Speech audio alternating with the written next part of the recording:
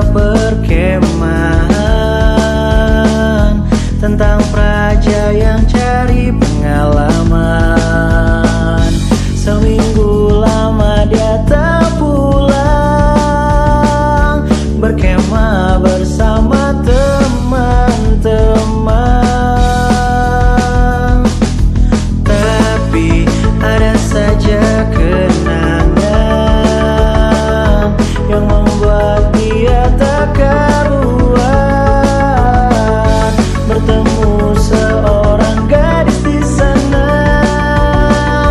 tapi sulit lagi untuk ditemukan.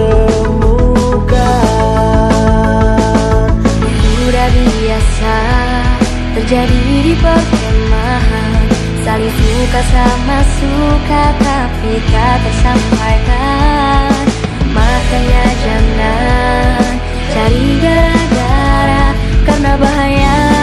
Aku berpesan, jangan cari baper. Kalau lagi dibuper mending cari berbuat nahan lapar. Bisa-bisa nanti hatimu jadi deg-deg sepulang ke rumah, lalu pergi ke dokter.